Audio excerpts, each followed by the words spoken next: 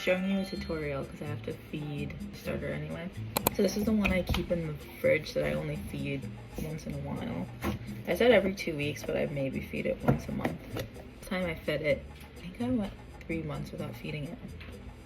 Sorry. Anyway, so I pulled this out the other night because I knew I was gonna make sourdough pancakes, but I pulled out too much, so I'm just gonna honestly return it back to the jar. This is not a standard practice, I would say.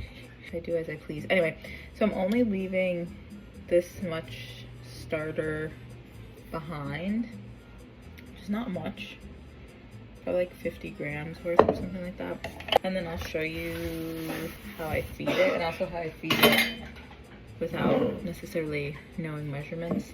So I know probably about like a few tablespoons worth. So I'm gonna add water first. I like to add water first because then it thins out. Also, sorry, I just realized that these are from my dates that I ate earlier. I just realized that was on the counter. Oopsies. I felt like, what the f are those seeds? Anyway, put the lid on and shake it to get the sides.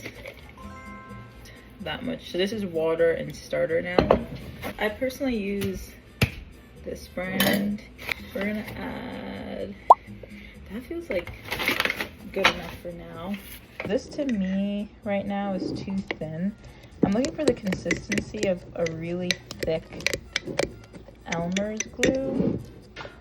I think this should do it. Okay, so this is what I'm looking for. Like, I want it to be this thick.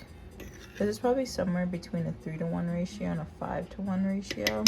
Your starter ultimately is less likely to go acidic. And then people are like, why all of a sudden my starter is weaker or not rising or rising too quickly, blah, blah, blah. It's because the feeding ratio is off. So that's how you feed a sourdough starter.